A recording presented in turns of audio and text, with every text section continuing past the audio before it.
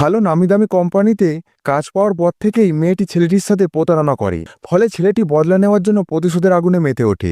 মেয়েটির Instagram account থেকে শুরু করে তার বাবার ফাইন্যান্স কোম্পানির সিস্টেম পর্যন্ত সবকিছু হ্যাক করে তাদের জীবনটা পুরো তছনছ করে তোলে। এমনই প্রতারণা প্রতিশোধের গল্প নিয়ে আজকের মুভিটি।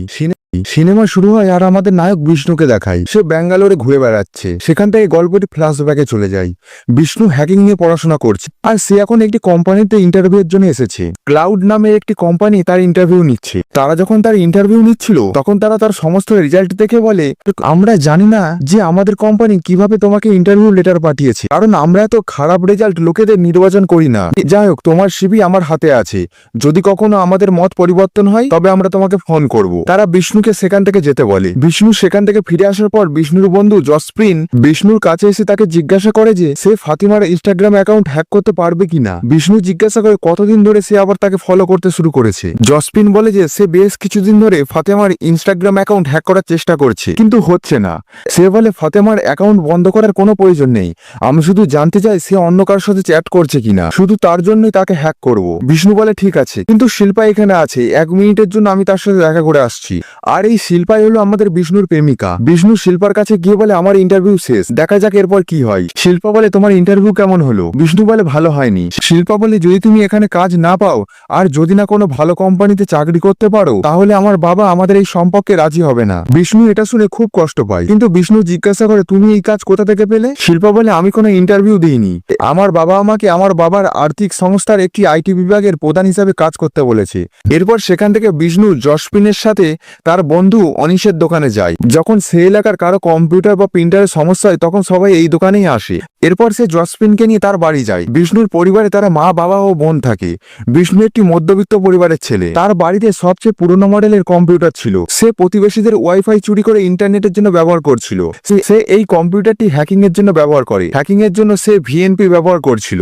তা চালু করার পর বিষ্ণু জসপিনকে বলে আমি তোর গার্লফ্রেন্ডকে একটি জাল লিঙ্ক পাঠাতে পারি, যদি সে তাতে ক্লিক করে আমরা তার অ্যাকাউন্ট অ্যাক্সেস করতে পারি। জসপিন বলে হ্যাঁ, এটাই করা যাক। তাই সে একটি লিঙ্ক তৈরি করে সবকিছু একসাথে করে তাকে একটি বার্তা পাঠায়, কিন্তু তার পাঠানো পোস্টারে একটি বানান ভুল ছিল। তাই মেয়েটি বুঝতে পেরে বলে এটা তোমার পরিবারকে পাঠাও।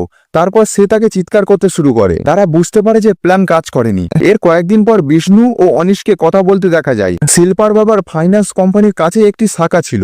যখন কম্পিউটারে কোনো সমস্যা হতো তখন সে গিয়ে তা ঠিক করে দেয়। তারা যখন কথা বলে তখন সে শিল্পাকে ফোন করে, কিন্তু শিল্পা বিষ্ণুর ফোন কেটে দেয়, কারণ আজকেই শিল্পা তার বাবার ফাইন্যান্স কোম্পানিতে আইটি বিভাগের প্রধান হিসেবে কাজ করতে যাচ্ছিল। শিল্পার বাবা সেখানে সবাইকার সাথে শিল্পার পরিচয় করিয়ে দেয়। সে সবাইকে দেখিয়ে বলেন ইনি হলেন প্রবীণ কুমার, আমাদের আইটি পরামর্শদাতা, আর ইনি হলেন জাল, ইনি আমাদের প্রতিষ্ঠানের সমস্ত কম্পিউটার বিষয়ে দেখাশোনা করেন, আর ইনি হলেন ম্যাথিউস হলেন আমাদের এখানকার ফাইন্যান্স ম্যানেজার। শিল্পার প্রতি ফাইন্যান্স ম্যানেজার ম্যাথিউর দৃষ্টিভঙ্গি দেখে খুব একটা ভালো লাগছিল না। সবার সাথে পরিচয় হওয়ার পর সে তাকে কাজে যোগ দিতে বলে। কাজে যোগদানের পর শিল্পা বিষ্ণুকে ফোন করে এবং বলে যে সে খুব ব্যস্ত, সবেমাত্র কাজ শুরু করেছে এবং সবকিছু শিখছে। শিল্পা বলে পরে তাকে ফোন করবে সময় পেলে। এই বলে সে ফোন কেটে দেয়। বিষ্ণু অনুভব করতে শুরু করে যে সে ইচ্ছাকৃতভাবে তাকে এড়িয়ে চলছে এবং অনিশও সবকিছু বুঝতে পারে। তাই অনিশ তাকে বলে যে তুমি সরাসরি তার সাথে কথা বলে এই সমস্যার সমাধান করে ফেল। তাই বিষ্ণু শিল্পাকে সরাসরি তার সাথে দেখা করতে বলে। তখন শিল্পা অনুমতি নিতে যায়।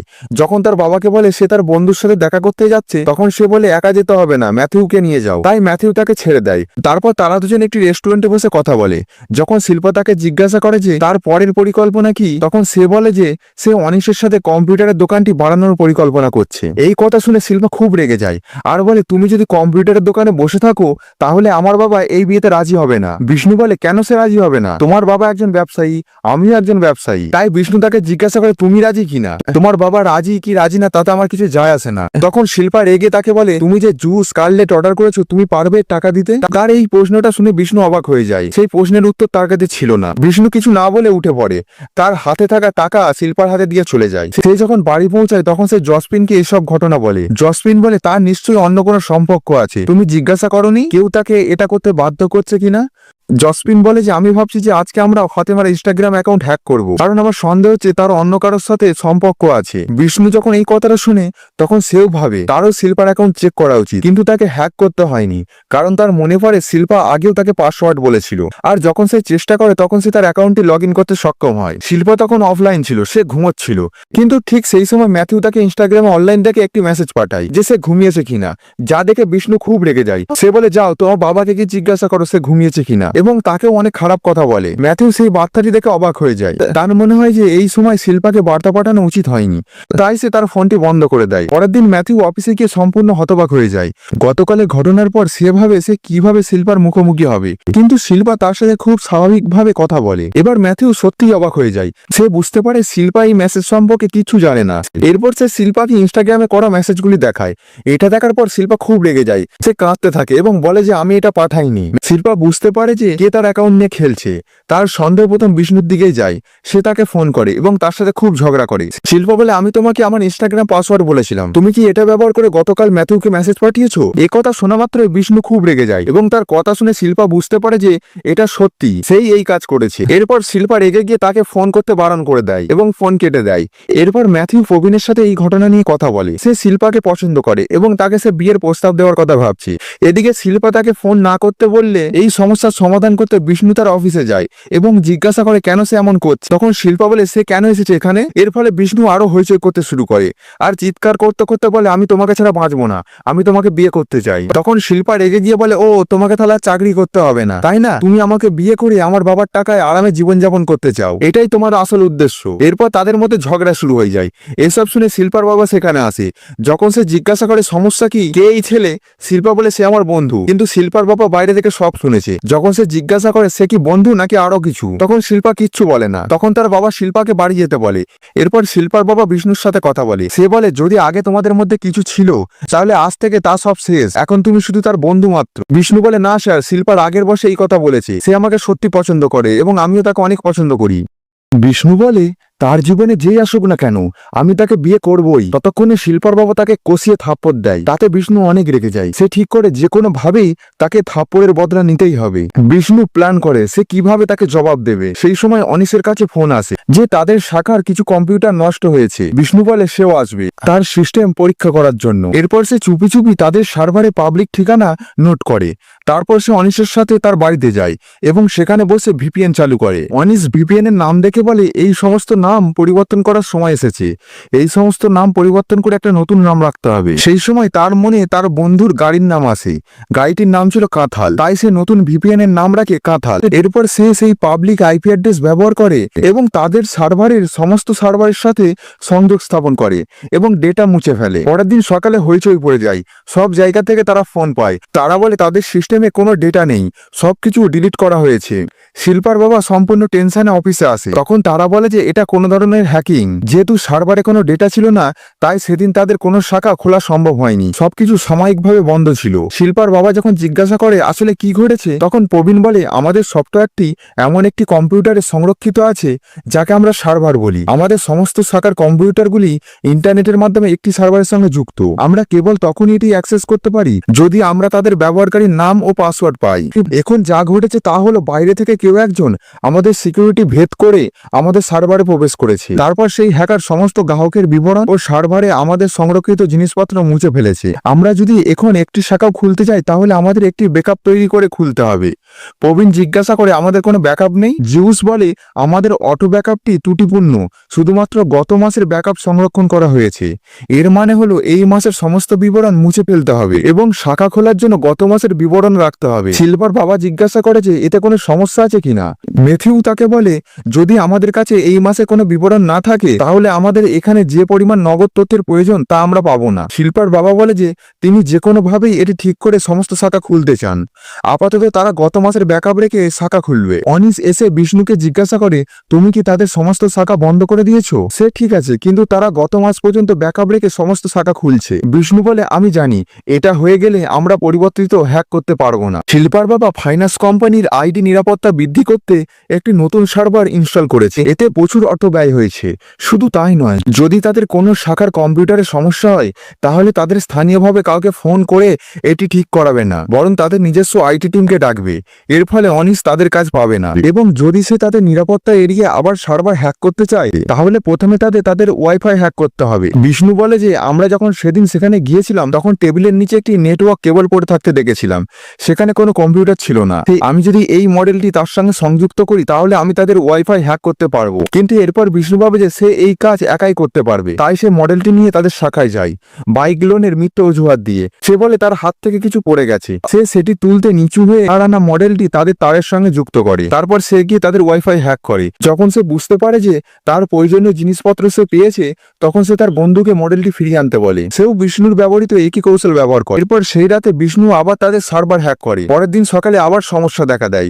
শিল্পার বাবা টেনশনেই ছিল। সে চিল্লাচিল্লি করে, কে হ্যাক করেছে? এত লক্ষ টাকা খরচা করার পরেও কিভাবে হ্যাক করলো?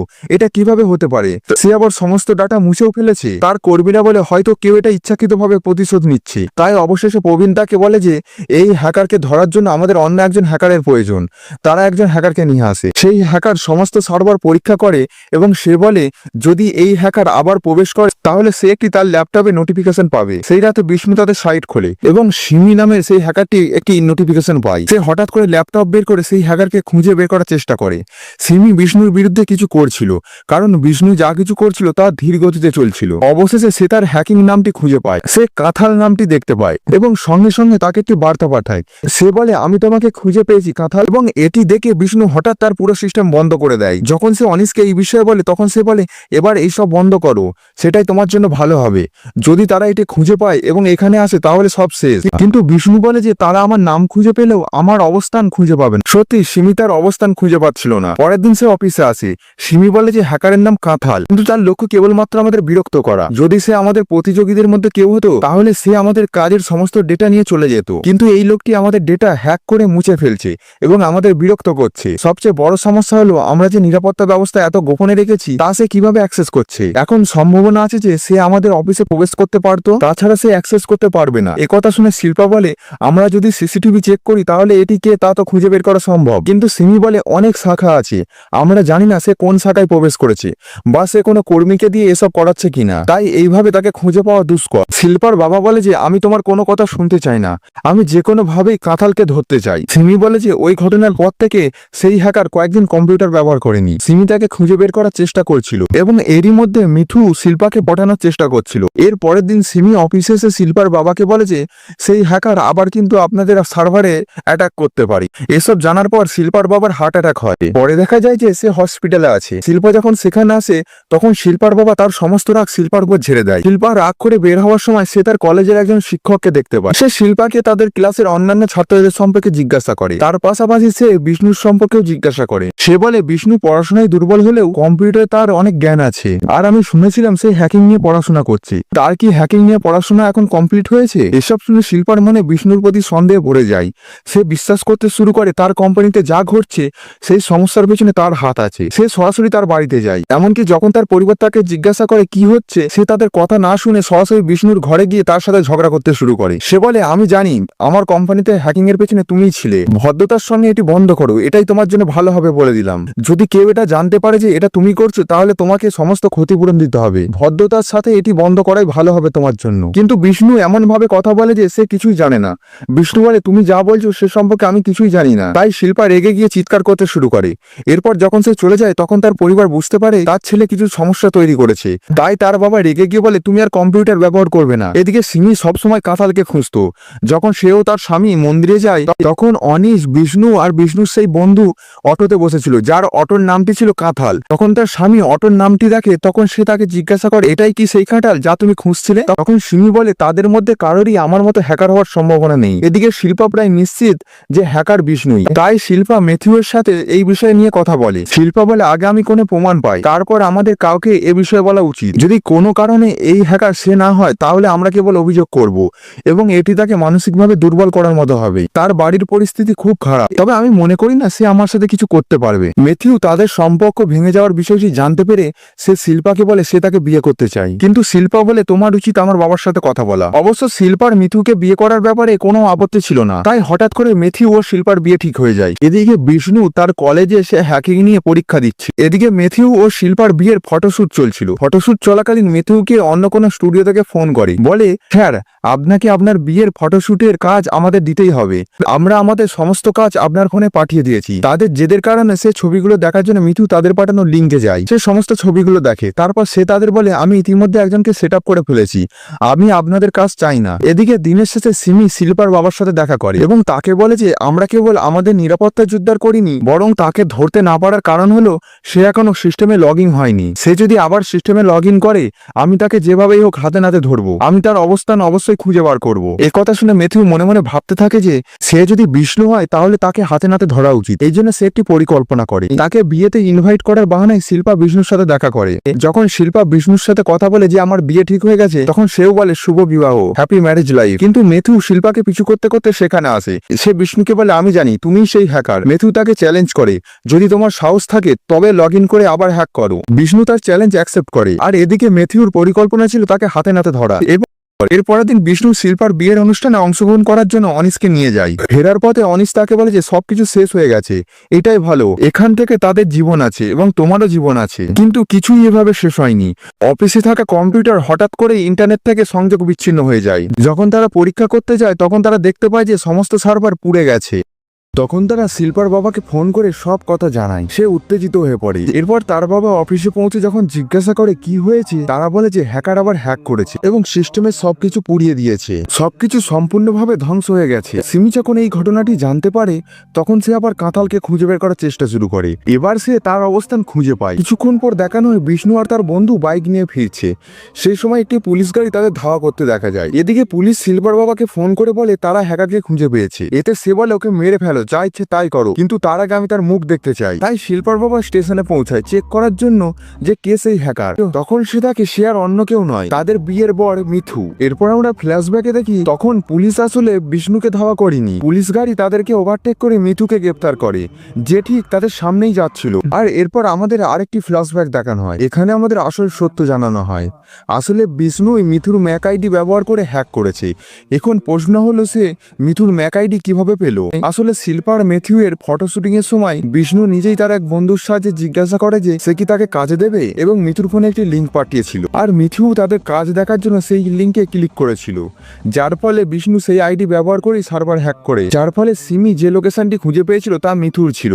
এরপর বিষ্ণু যখন বাড়ি ফিরে আসে তখন তার বাবা তাকে বলে আমি জানি না তুমি এখানে কম্পিউটারে বসে কি করো, তবে তুমি যাই করো না কেন তোমার তা ভালোভাবে করা উচিত। এর তা শুনে সে কিছু না বলেই তার ঘরের ভিতর চলে যায়। ঘরের ভিতর সে দেখে তার টেবিলে একটি নতুন বাক্স, যার ভিতরে তার বাবা তার জন্য নতুন একটি ল্যাপটপ কিনে এনেছিল, যা দেখে সে ওটিকে জড়িয়ে ধরে কাঁদতে শুরু করে। এই ঘটনার পর সে আর কখনো হ্যাক করেনি। আর এরপর দৃশ্যটি বর্তমানে ফিরে আসে। আমাদের নায়ক বিষ্ণু একটি কোম্পানিতে ইন্টারভিউ দিতে বেঙ্গালুরুতে এসেছে। বেঙ্গালুরুতে কর্মরত সিমি তার অফিসে বসে ভাবছে যে একদিন আমি সেই কাঁঠালকে আমার হাতে নাতে ধরবই, আমি তাকে খুঁজে বের করবই। ঠিক সেই মুহূর্তে বিষ্ণু অফিসে প্রবেশ করে। বিষ্ণু ইন্টারভিউ দিতে সিমির কাছেই এসেছে, আমাদের কাঁঠাল সিমির কাছে এসেছে, অথচ সে কাঁঠালকে খুঁজছে। এভাবে তারা দুজন একে অপরকে চিনতে পারে না এবং বিষ্ণুকে সে খুঁজেও পায় না। আর মুভিটি এখানেই শেষ হয়ে যায়। তো বন্ধুরা, মুভিটি যদি ভালো লেগে থাকে চ্যানেলটি সাবস্ক্রাইব করে আমাদের সঙ্গেই থাকবেন। ধন্যবাদ।